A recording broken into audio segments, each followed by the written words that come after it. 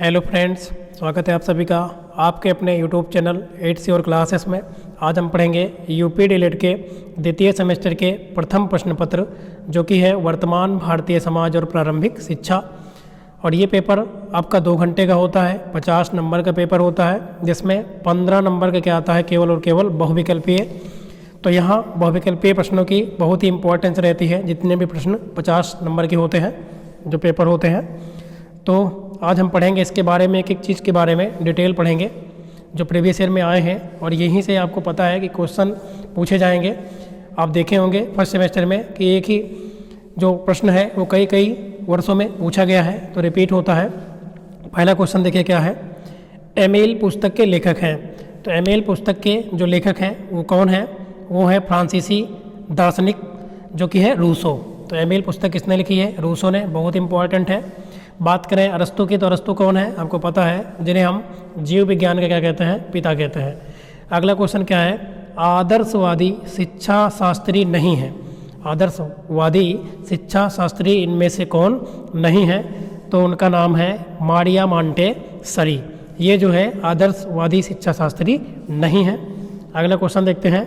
शिक्षा विकास है एवं विकास करना तथा अभिवृद्धि करना ही क्या है? जीवन है। ये स्टेटमेंट सीधा पूछा गया है, ठीक है ना, कि शिक्षा विकास है एवं विकास करना तथा अभिवृद्धि करना ही जीवन है।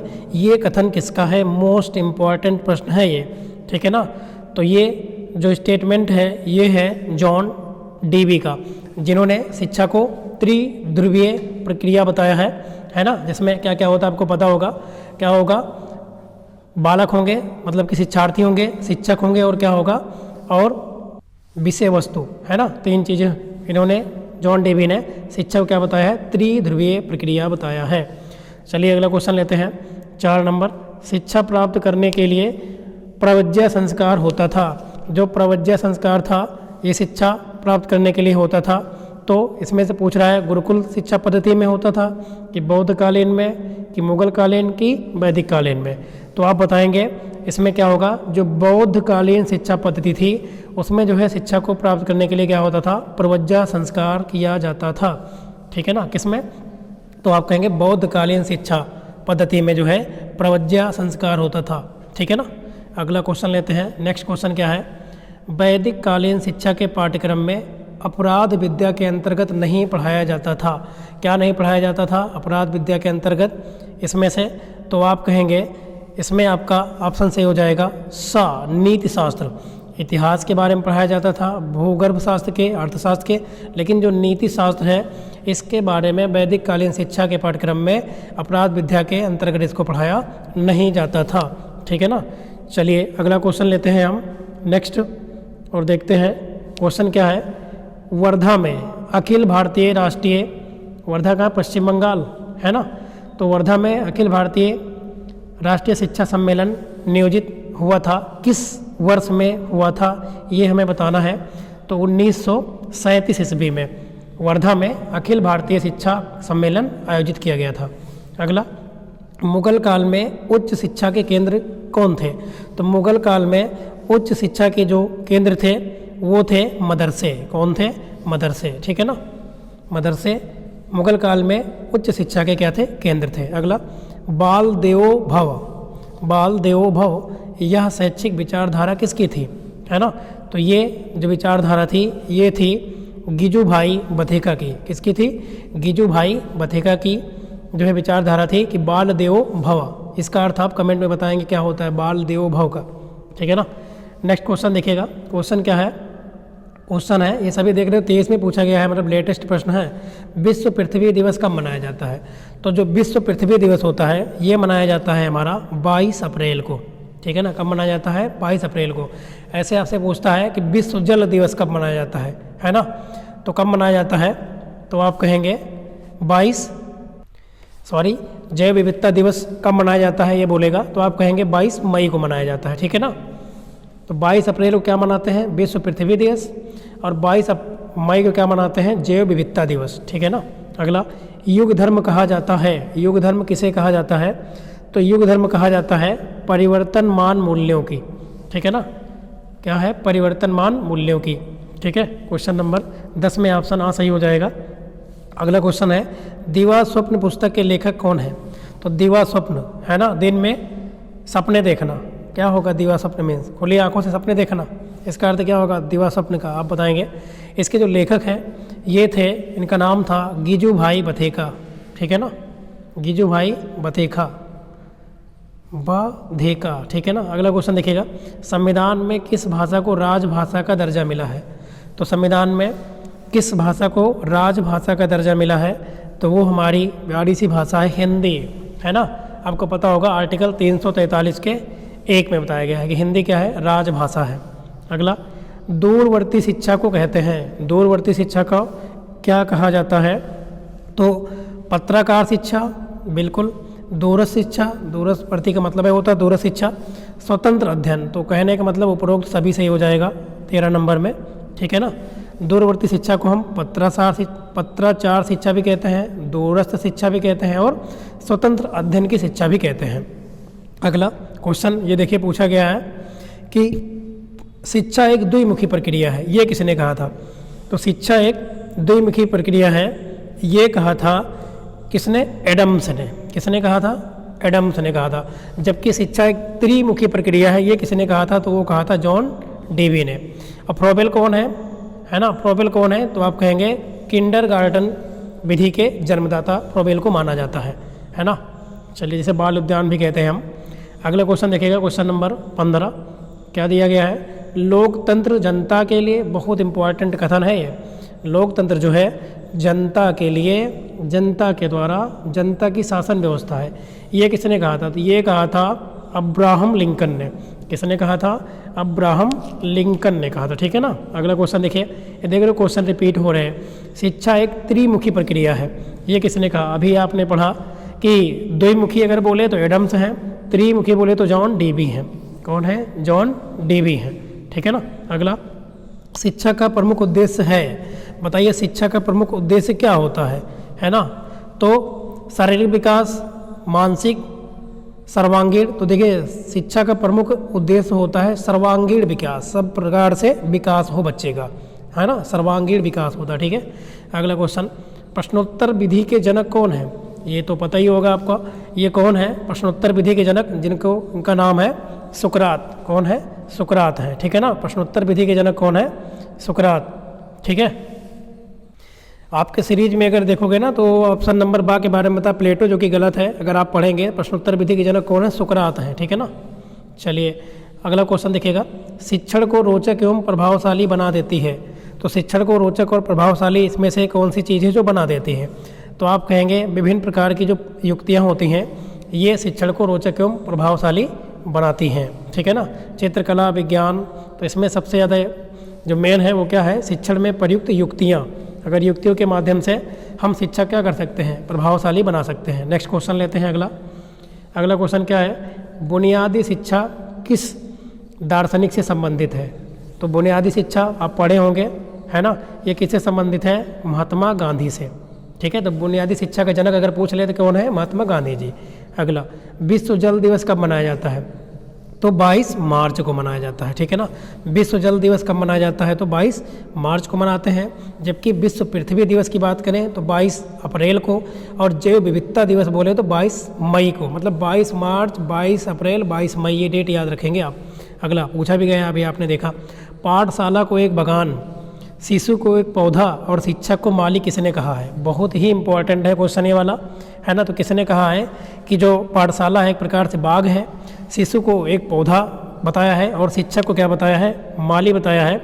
ये किसने कहा है? तो ये कहा है किंडरगार्टन विधि के जनक, जो कि कौन है? किंडरगार्टन के जनक जो कि हैं फ्रोबेल, इन्होंने कहा है। ठीक है ना। अगला क्वेश्चन क्या है? दीवा स्वप्न नामक पुस्तक के रचनाकार, अभी आप पढ़े थे गिजू भाई बधेका, है ना। गिजू भाई बधेका हैं, ये भी आपने पढ़ा था। देखो क्वेश्चन ये रिपीट हुआ है 22 में, 23 में आया था, 22 में भी आया है क्वेश्चन ये वाला। ठीक है ना। चलिए अगला क्वेश्चन लेते हैं हम। क्वेश्चन है हमारा नेक्स्ट, घर पर दी जाने वाली शिक्षा क्या कहलाती है?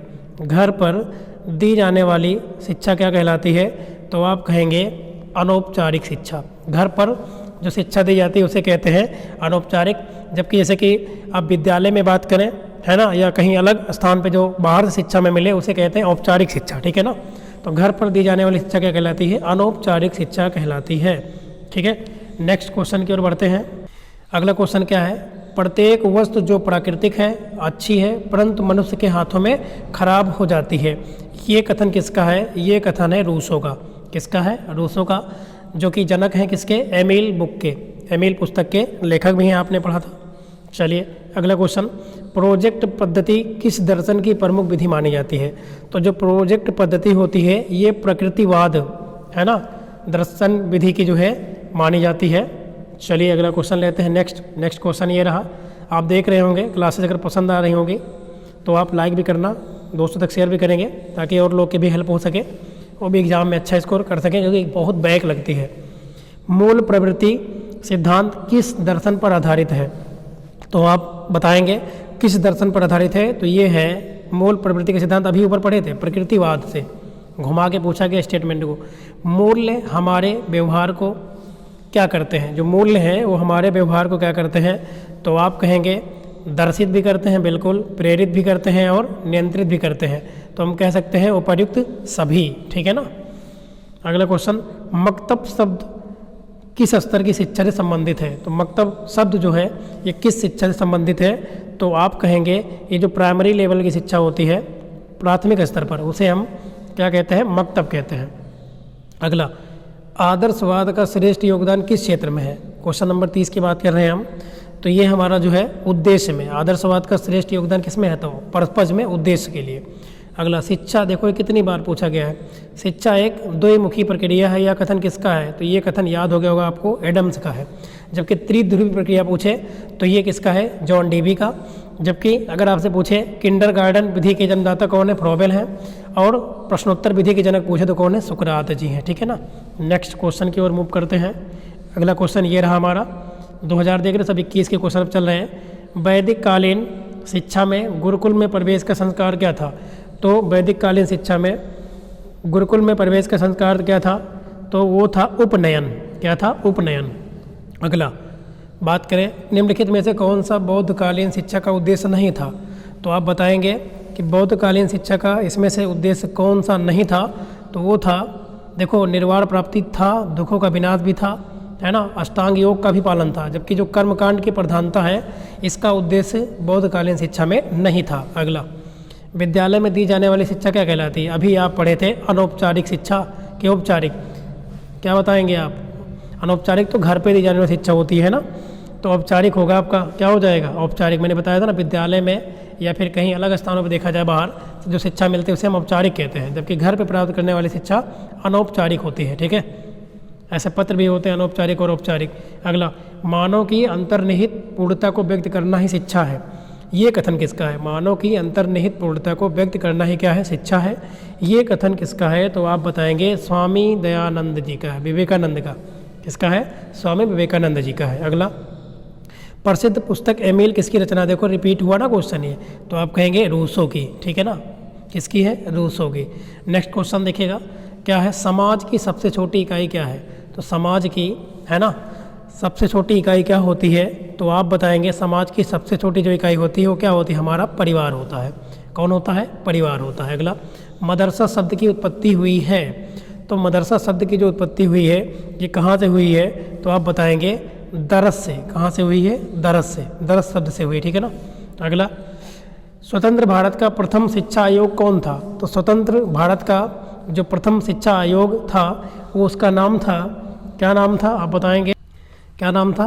विश्वविद्यालय शिक्षा आयोग। क्या नाम था? विश्वविद्यालय शिक्षा आयोग था, ठीक है ना। अगला, बाल देवो भवा, ये कथन किसका? देखो ये रिपीट हुआ ना क्वेश्चन, आप देख रहे हैं, इससे सिद्ध हो रहा है कि क्वेश्चन आपके एग्जाम में रिपीटेड ही आएगा, ठीक है। तो आपको बस सही से पढ़ना है, 2-3 बार क्लास को सुनना है सही से। तो क्वेश्चन नंबर 40 का उत्तर बताएं क्या होगा? अभी आप पढ़े थे गिजू भाई बथेका के बारे में। अगला, अखिल भारतीय वर्धा शिक्षा सम्मेलन का आयोजन कहाँ हुआ? देखो ये क्वेश्चन भी पूछा गया था, ठीक है ना, तो ये फिर से पूछा गया है। तो क्वेश्चन 41 का उत्तर क्या सही हो जाएगा? ये हुआ था 1937 में, लेकिन यहाँ पूरी डेट है तो 23 अक्टूबर 1937, क्या याद रखेंगे? 23 अक्टूबर 1937। अगला क्वेश्चन 42 नंबर आप देखेंगे, 42 में क्या बोल रहा है कि राष्ट्रीय शिक्षा नीति 1986 के समय भारत के प्रधानमंत्री कौन थे? तो उस समय कौन थे? राजीव गांधी। ठीक है ना, कौन थे? राजीव गांधी। और जो पहले आई थी उसकी कौन थी? इंदिरा गांधी जी थी। और वर्तमान में आप पता है 2000 कौन सी चल रही है? 20 की नई शिक्षा नीति कब आई? आप बताएं कमेंट करके, जो वर्तमान में है वो कौन सी शिक्षा नीति चल रही है? अगला किस वर्ष की है? लोकतंत्र जनता के लिए, ये देखो क्वेश्चन रिपीटेड क्वेश्चन है कि नहीं आप बताएंगे। तो ये क्वेश्चन रिपीटेड है, तो ये किसका है? लोकतंत्र जनता के लिए, जनता के द्वारा जनता की शासन व्यवस्था है, ये कथन है अब्राहम लिंकन का। ठीक है ना। अगला पर्यावरण दिवस कब मनाते हैं? तो पर्यावरण दिवस कब मनाते हैं? 5 जून को मनाते हैं। कब मनाया जाता है पर्यावरण दिवस? तो आप कहेंगे 5 जून को मनाया जाता है। ठीक है। जबकि अगर बात करें यहाँ पे रेड क्रॉस डे कब मनाया जाता है? तो 8 मई को मनाया जाता है ना। आर्द्रता विश्व आर्द्रता दिवस कब मनाया जाता है? अगर आर्द्रभूमि दिवस तो क्या मनाते हैं? 2 फरवरी को मनाते हैं। ठीक है, इन सब के बारे में आप याद रखेंगे। अगला क्वेश्चन देखिएगा, संविधान के किस अनुच्छेद में अनिवार्य एवं निःशुल्क शिक्षा का प्रावधान है? तो आप अगर पढ़े होंगे, है ना, तब तो ठीक है, नहीं तो हम बता रहे हैं आपको। जो 45 नंबर क्वेश्चन का जो उत्तर होगा, आर्टिकल नंबर कौन है? 45 है। ठीक है ना, निःशुल्क एवं अनिवार्य शिक्षा की बात कर रहा है। अगला, हमें उस, देखो कितना बड़ा स्टेटमेंट है, हमें उस शिक्षा की आवश्यकता है जिसके द्वारा रचित चरित्र का निर्माण होता है। हमें ऐसी शिक्षा की आवश्यकता है जिसके द्वारा चरित्र का ही निर्माण होता है, मस्तिष्क को शक्ति बढ़ती है, बुद्धि का विकास होता है और मनुष्य अपने पैरों पर खड़ा हो सकता है। शिक्षा संबंधी उक्त विचार किसके हैं? ये जो उक्त विचार है ये किसने दिया? तो आप कहेंगे अरिस्टोटल, जिनको हम कहते हैं अरस्तु। ठीक है, इनके विचार हैं ये। अगला क्वेश्चन क्या है? जनसंख्या शिक्षा का मूल सहयोगी संगठन कौन है? तो आप बताएंगे कि ये कौन है? यूनेस्को। कौन है? यूनेस्को, जिसका जो हेडक्वार्टर कहाँ है? पेरिस में है। कहाँ पे है? पेरिस में। WHO का हेडक्वार्टर पूछ ले तो कहाँ है? जिनेवा, स्विट्जरलैंड में। ठीक है ना। चलिए अगला क्वेश्चन लेते हैं नेक्स्ट। ये रहा क्वेश्चन, दीवा स्वप्न के लेखक हैं। देख रहे हो कितनी बार ये क्वेश्चन पूछा गया है। दीवा स्वप्न के लेखक कौन है? तो आप कहेंगे, अभी आप पढ़े थे, अगर याद अब तो याद हो गया होगा, गिजू भाई के बारे में, गिजू भाई बधेगा। अगला, पाली भाषा शिक्षा का माध्यम थी। पाली भाषा किस समय चल रही थी? तो आप बताएंगे कि जो पाली भाषा थी ये थी हमारी बौद्धकालीन शिक्षा में पाली भाषा यूज होती थी। मुदालियर आयोग संबंधित है, तो मुदालियर आयोग किससे संबंधित है?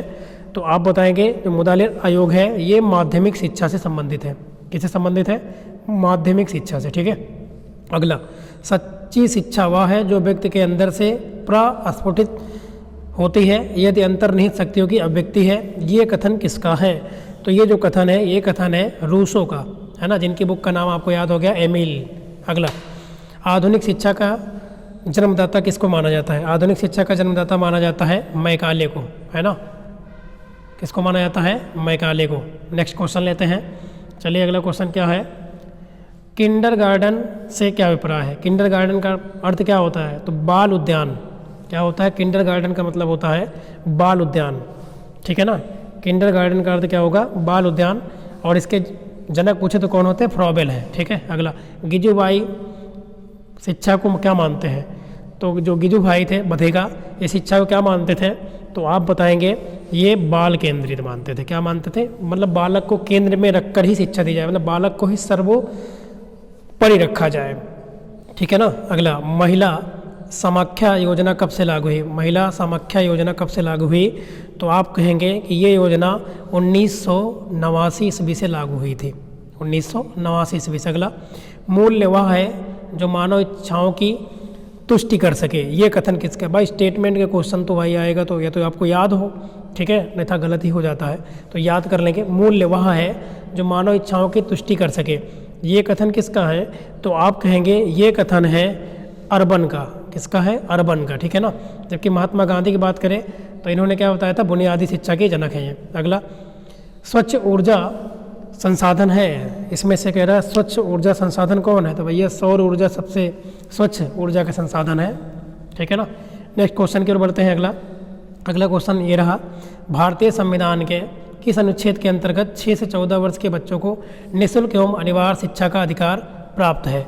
तो आप बताएंगे कि ये हमारा है आर्टिकल नंबर 21 का मतलब 21 का ए, पहला वाला आर्टिकल 21 में बताया गया है निःशुल्क एवं अनिवार्य शिक्षा किसके लिए? 6 से 14 वर्ष के बच्चों के लिए।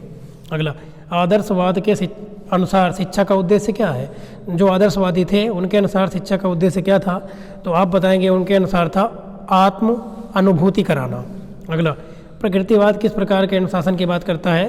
तो जब प्रकृतिवाद है ये किस प्रकार के अनुशासन की बात करता है? तो आप बताएंगे मुक्त्यात्मक, ठीक है ना, कैसा? मुक्त्यात्मक। अगला क्वेश्चन क्या है? शिक्षा एक त्रिध्रुवी प्रक्रिया है, तो त्रिध्रुवी प्रक्रिया जॉन डीबी को देखते ही मारेंगे, और द्विध्रुवी बोले तो एडम्स हैं।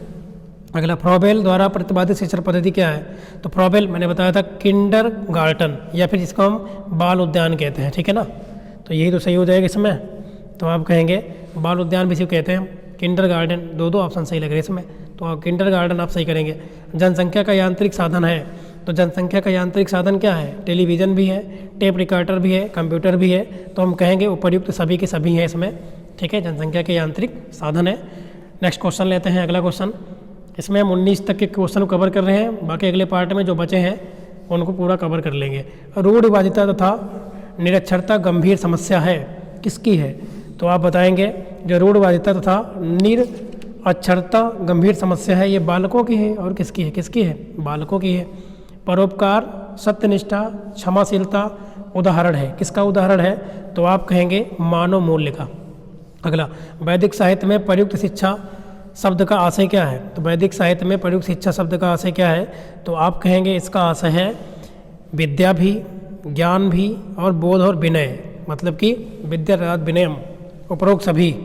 अगला नेक्स्ट क्वेश्चन देखेंगे, बौद्धकालीन शिक्षा का प्रमुख उद्देश्य क्या था? तो बौद्ध काल में शिक्षा जो दी जा रही थी उसका मुख्य उद्देश्य क्या रहता था? निर्वाण की प्राप्ति करना। किसकी प्राप्ति करना? निर्वाण की प्राप्ति करना, ठीक है ना। नेक्स्ट क्वेश्चन, शिक्षा में प्रयोजनवाद के जन्मदाता कौन है? तो शिक्षा में प्रयोजनवाद के जन्मदाता कौन है? William James. कौन है? William James. जबकि रूसो आप पढ़े ही हो, रूसो कौन थे? एमिल पुस्तक के लेखक, महात्मा गांधी जिन्होंने जो है बुनियादी शिक्षा के जनक हैं। अगला, सर्वोत्तम शिक्षा वही है जो संपूर्ण दृष्टि से हमारे जीवन का सामंजस्य स्थापित करती है, ये कथन किसका है? तो ये कथन है रविंद्रनाथ टैगोर जी का। किसका है? रविंद्रनाथ टैगोर जी का, ठीक है। तो आशा करते हैं क्लास आपको पसंद आई होगी, ठीक है। एक दो बार आप क्लास को देखेंगे, सुनेंगे केवल आप, तो याद हो जाएगा, है ना। आप ईयरफोन या लगाकर आप सुन लेते हैं क्लास को 2 से 3 बार, तो आपको बहुत से क्वेश्चन तो ऐसे ही याद हो जाएंगे। तो चलिए यहीं तक रखते हैं इस पार्ट को।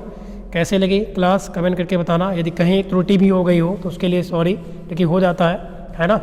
बाकी चलिए, पसंद आई हो तो लाइक करना, कमेंट करेंगे, सब्सक्राइब, ये आपका काम है, ताकि और भी लोगों को मदद मिल सके इस क्लास से।